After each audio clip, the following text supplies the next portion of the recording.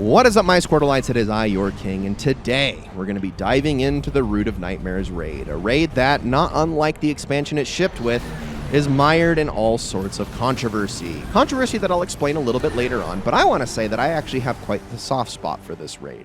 Another thing I will explain a little bit later on.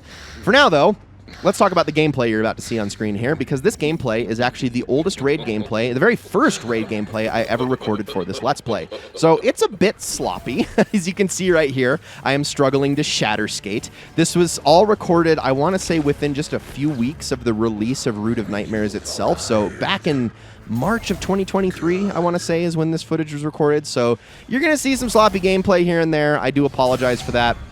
But it was, again, some of the very first footage that I ever recorded, and actually, for the most part, is pretty clear on the mechanics of this raid, which is the main thing I look for when using footage for these types of videos. But I want to start today by talking about the actual central mechanic of this raid and how it works, because this mechanic is almost easier to just show you than it is to actually explain with words, but I need to talk about it because I don't know how visually clear it's going to be.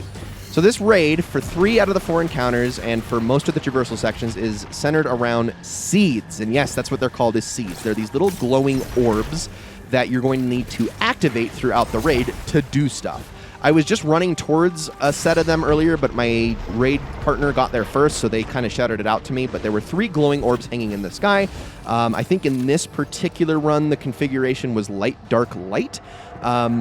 This is the configuration that I need to activate as I go through the raid and in the different traversal sections. The first of which I'm going to do here in a second, the second of which will be after the second encounter, and the final of which will be right before the last encounter. So I'll be doing that. It's sort of an introduction to the mechanic itself and how it works. But it's not, I don't know, it's kind of a demonstration, but it's not. I'll just try to explain it here. So as I run into this room, on the right is the dark seed, on the left is the light seed. As I said before, it was light, dark, light, so we need to activate light first. You walk into the aura, you shoot the seed, you get the field of light buff, which counts down for 20 seconds. You then find the trail of light and where that's leading towards and activate the next seed, but you have to be standing as close to that seed as you were the first seed to activate it, and you have to have the buff. Again, I know that sounds really complicated. It's not. You just walk up, activate it, run to next one, activate it, run back, get the buff again, run to next seed, activate it, run back, get buff, over and over and over again. Now, that's all there is to it. That's how running the seeds works in 3 out of the 4 encounters in this raid. I'll also show a little bit of gameplay here in a second, so you can see what it looks like. This is kind of a spoiler of the last encounter, but not really. This is just sort of me running back and forth and activating seeds. That's all there is to it. Again, it's for 3 out of the 4 encounters. There's only 1 encounter that is completely the odd one out, and we'll talk about that when we actually get to it. For now, though, we're going to be diving into the first encounter, which is called Cataclysm. I do love the naming conventions of the encounters in this raid, just like in Vow Disciple, where they also had cool names like Excision and things like that. But this encounter is probably the most hated encounter in all of Destiny history, just because of how stupid simple it is. So the way this works is that one person is doing the mechanic, and the other 5 people are killing enemies. That's it. Phantomagorian is our designated runner in this one, and he is just doing the thing with the seeds I was just talking about a second ago. Activating it, or getting the buff, activating a seed, running back, getting the buff, activating another seed, and so on and so forth. He does this until all of the seeds in a given area are activated. There will be a big explosion of light that tells us all that we're done, and we move on to the next stage of the encounter. I think there are 4 stages in this encounter. Now, what the rest of us are doing is killing enemies, but there is technically a little more to it. See the sweeping terror buff that is counting down? That is the wipe mechanic. If it hits 0, we all die, we all have to start over. But to prevent this from happening, you kill a lot of enemies. Kind of. Not exactly. You kill a lot of enemies to take the heat off of the runner. What you're mainly doing is tracking down these scions, 2 of which will spawn at a time. You run into their bubble and you punch them. You could try to shoot them, but honestly, if you're in the bubble, you're already in melee range, so just run up and punch them. And once both scions have been killed, a tormentor will spawn. Then your group focuses down the tormentor and kills it, and once that is done, the sweeping terror mechanic resets. You basically get, I think it's 35 or 40 seconds added onto your timer, something like that. and then it just continues. So you have to do this at least once or twice to prevent everyone from wiping, because there's no physical way the runner will get it done faster than that unless they are an absolute god at like shatter skating or other movement tech. So just kill things. Find the Scions, that's the hardest part, and kill the Tormentor, also hard. My team right now in this footage is doing one extra thing where every single time the Field of Light buff is activated, I'm also standing in it with my runner to get the buff, and then I'm the last one dealing damage to the Tormentor, because that's a challenge mechanic, but it's not something you normally have to do. So if you're wondering why I'm doing that, why I'm standing in the bubble and then we're purposefully not killing the Tormentor for a minute, that's why. It couldn't be more simple. It's just a little bit of an extra incentive to get some more loot when this encounter is all said and done. So now we can actually talk about why this raid is controversial. And we can't obviously do that without talking about why Lightfall itself was controversial. I mean, Lightfall came out and underperformed at what was possibly the worst time it ever could have. I mean, Witch Queen was such a massive success that even after the Destiny content vault, the worst decision Bungie ever made, it somehow still managed to sort of rehabilitate Destiny's reputation. It was such a good expansion with such a good raid and so many good following seasons that people were starting to take notice of Destiny. They were like, okay, we are willing to give this series one last final look, because it seems like Bungie has finally turned things around. And then, of course, it comes out and Lightfall is a gigantic flop. People hate it, despite the fact that it has the highest player counts that Destiny has ever gotten.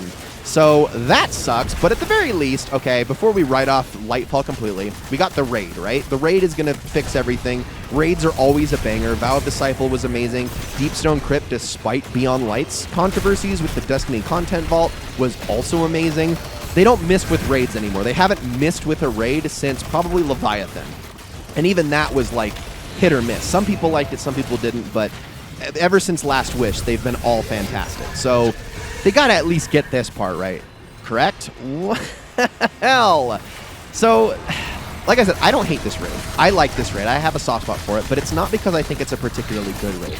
I like this raid because this is the raid that brought this raid group together. This raid group you've been seeing in all these videos, Root of Nightmares is how we all got started, how we all kind of came together. Like, some of us had been raiding before this point, but we were raiding with like LFGers, with strangers at times, and it wasn't very frequent because raiding with strangers is not always the best experience. But when you have a full group of 6 people that are all friends, that are all chatting with each other, that are all having a good time, that is what makes raiding, I think, one of the best experiences in gaming, period. Not just in Destiny, but that video games has ever had. And this was kind of how we all found each other. Like, some of people in this group were pretty hesitant at learning how to raid and coming together and actually doing all this stuff because it was a little bit intimidating. And Root of Nightmares was so simple mechanically and so easy that it gave all of those of us who were hesitant a bit of confidence to start checking out the other raids, and then everything just kind of blossomed from there. This was the launching point for the rest of my raid group to get into raiding as a whole. So for that reason, I actually like Root of Nightmares a lot, even though I concede it's such a brain-dead raid. But also, I'm also willing to give it the benefit of the doubt because this goes for anybody who's getting into raiding. I think this is the perfect raid to get started with, even more so than Vault of Glass. This raid introduces all of Destiny's raid mechanics very simply.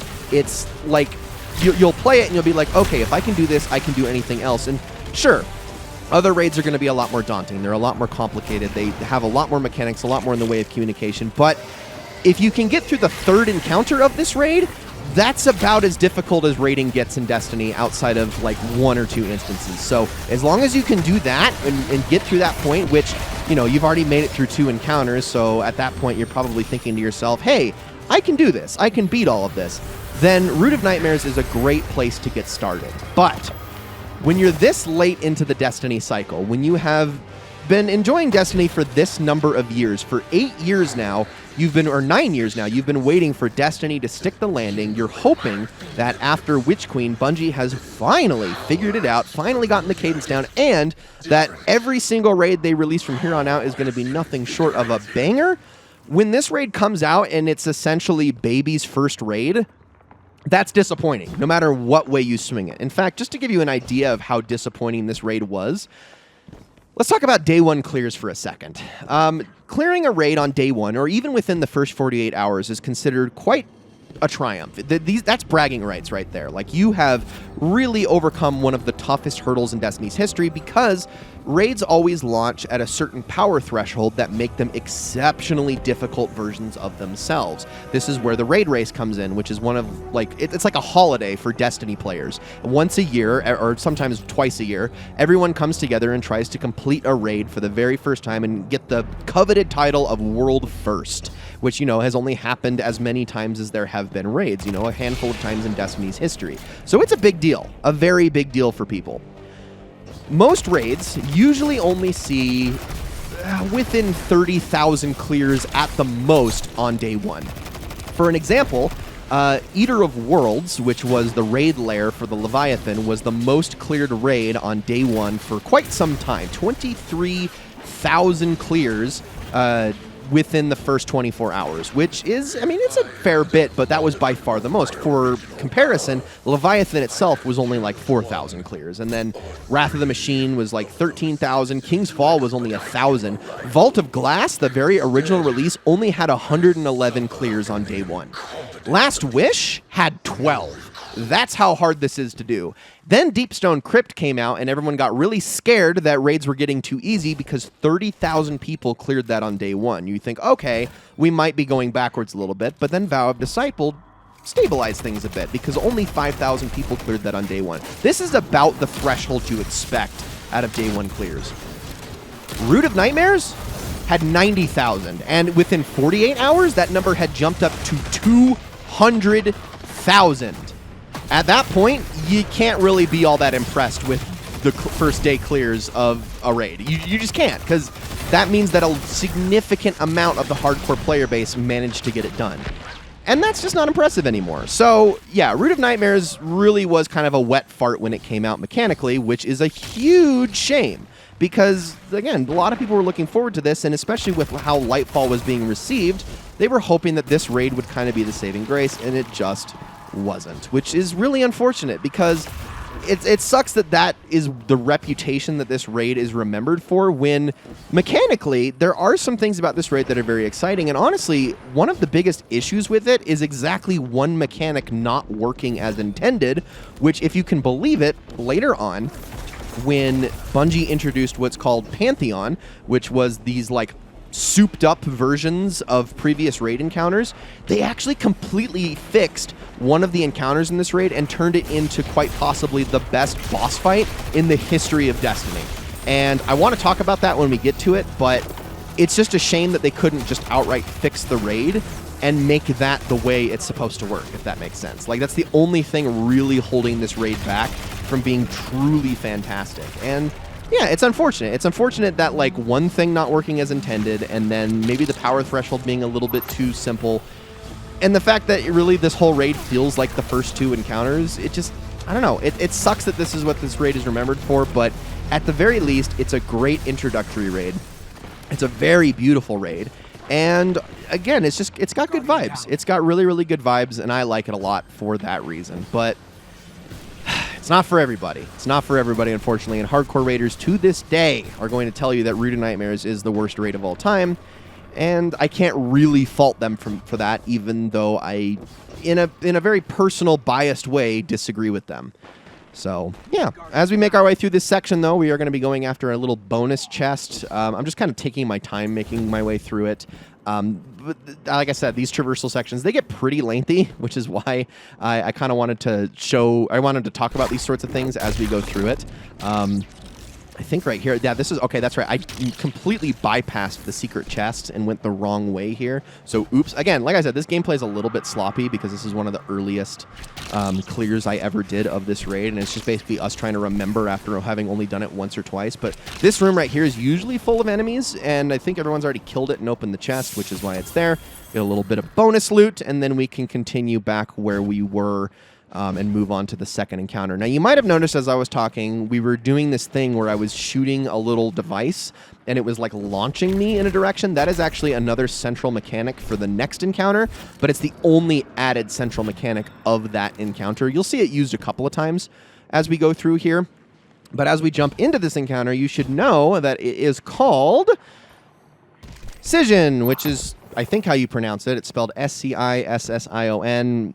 Anyway, let's talk about the mechanics of this, because while still very simple like the first encounter, there's a little bit more going on here that I do want to talk about, and you do have to actually communicate this time around. You can't just all run around and bullshit while you kill things while one person silently does the encounter. In fact, all the ad clear people need to shut up on comms during this encounter and let the two runners do absolutely everything and all of the talking. So the way that we do this is we split up into 2 teams of 3, one on the light side and one on the dark side. My team stays on the light side the entire time, which alternates as we go throughout the fight, and the other 2 ad clear people stay on the dark side, but the runners are going to be swapping back and forth. They're going to be doing so with launch pads that are all along the rim of this platform that we're on. They're facing the cliff. You might see some of the switches out hanging over the gap. That's the different launch pads, and they're going to be using those to trade places because, much like the first encounter, you're getting the buff, activating a seed, and then getting the buff and activating the seed and doing this over and over again. But the seed is always on the opposite side of the arena as the part where you get the buff.